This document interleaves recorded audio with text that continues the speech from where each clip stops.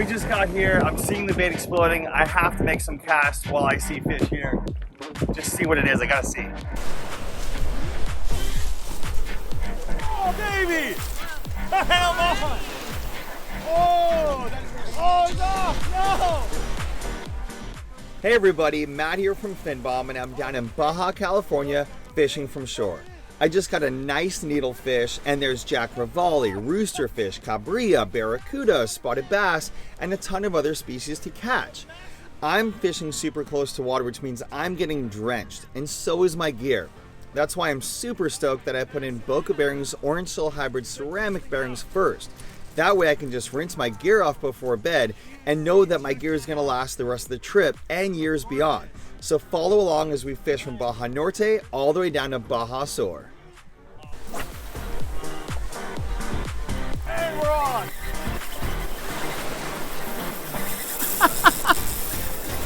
Woo!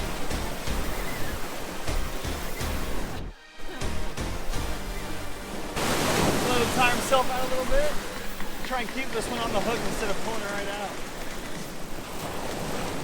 We've got the most violent, amazing head shake.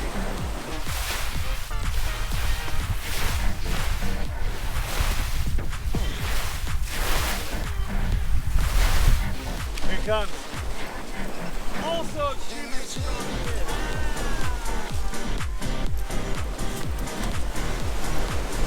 Oh, you beauty! That is a slug.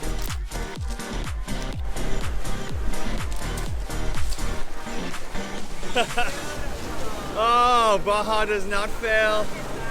Woo! So epic. Bad roads, good people, good fishing! It's gonna be every cast.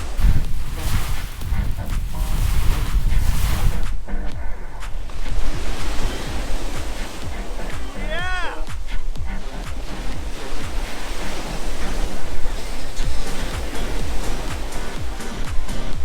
So this is a super small one, but this is a rooster fish.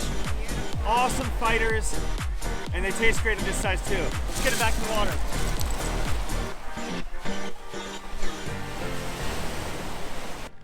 All right, I've made it down to Bay of LA. I'm fishing in about 3 feet of water at 7 in the morning, and I'm hooking up on a whole bunch of spotted bay bass. Even though the average size is about 17 inches here, they fight like they're such a larger fish. Little baby, but they fight so hard. I barely have anything in there. There's barely any hook in them. All right, looks like we got a nice small barracuda on the line. I don't even like touching these things. Let's see if we can let it go without touching it. Perfect.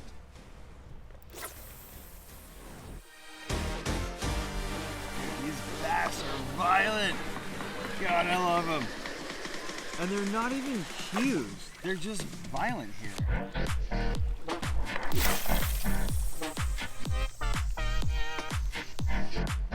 Well, I don't eat cuda.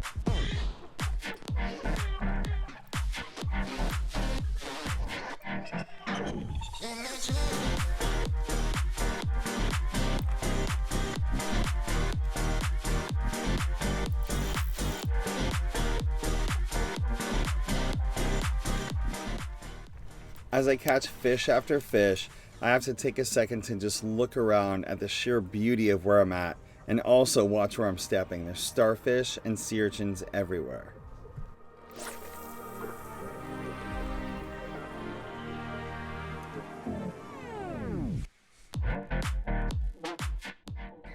Alright, so we moved down to Loreto, and I just hooked up on a nice rooster fish. This one's only about 20 inches, but they're super fun and super hard fighters.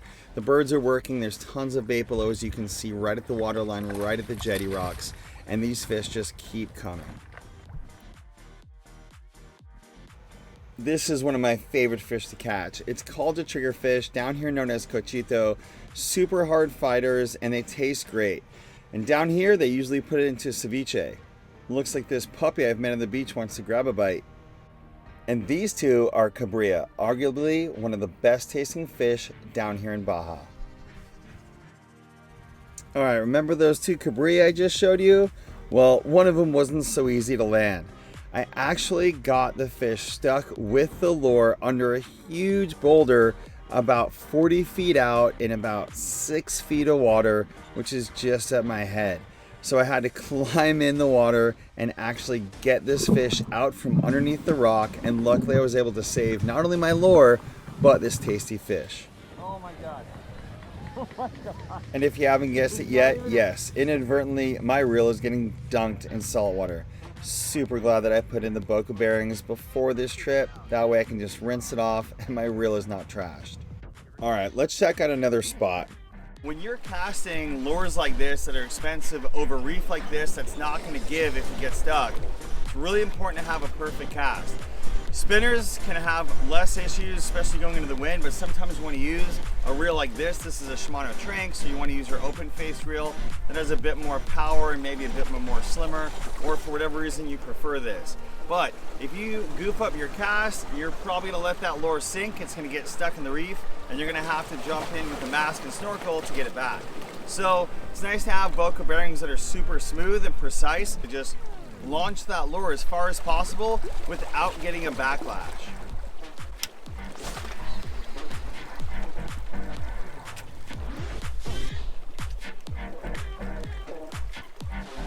Okay, so we moved farther south about 70 miles, and I went for a dive this morning, saw lots of fish, so we're gonna give this a shot and see if we can get some fish on different lures here.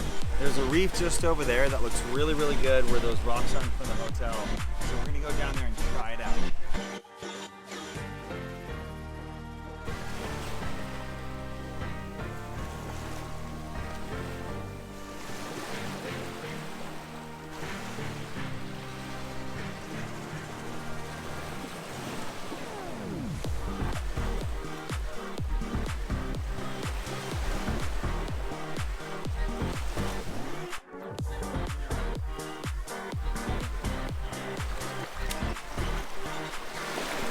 So when working lures like surface irons or other lures that have specific action, you want to be able to feel the lure even if it's already cast 50 to 100 yards out. So to do that, you need a super smooth reel with super smooth gearing. The Spectra helps, but also I installed Boca bearings in these reels. They're so smooth, you can feel the lure even more. So you can feel if it's on a kick, or if it's kind of where you're walking the dog, you can tell if it's bouncing left or bouncing right, or if you need to give it a irregular kick or twitch out of it. It makes it a lot easier to work. This is a surface iron. It's one of my favorite lures, and this guy kicks back and forth and has an irregular kick. And you can actually work it through the water, even the water column at an angle. And with this setup here with Boca bearings and Spectra, it's a lot easier to feel that action and hopefully instigate a strike. We got something.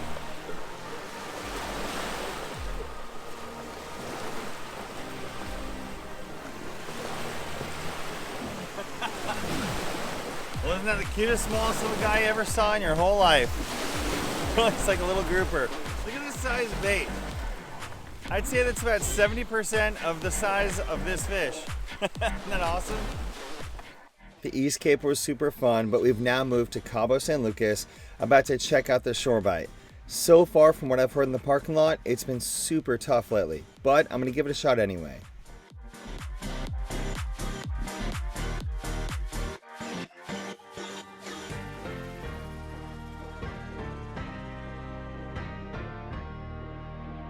All right, so I took a nap for a couple hours, ate some food, hung out. It's like 4:30. The sun will probably set in 2 hours, so let's see if the luck is better in the evening.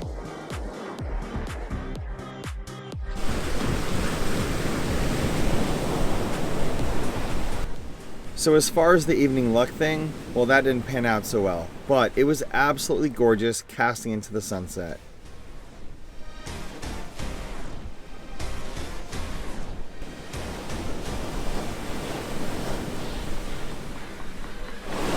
Okay, not for lack of trying, there's just nothing going on out there. I saw one needlefish skim the surface after some bait fish, that was it.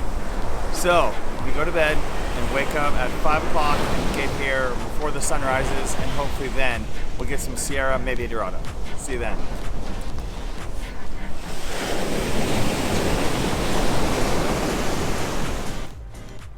All right, So it is the next morning. I'm a little late. It's like 7:10. I was hoping I'd be up by 6, but I'm exhausted. So let's run down to the beach and see if we can get a bite, a morning bite, if it's still going on.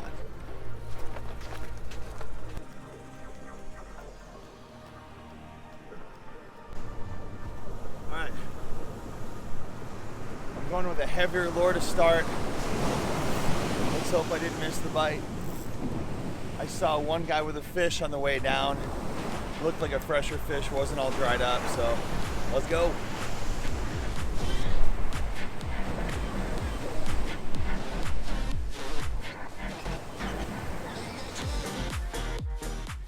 So I'm going to start casting. I'm going to give it 100% as I always do. I am going to talk to one of the locals that I saw yesterday. He's about 40 yards from me. I'm going to try and see if he has any useful information for me, or at least a report.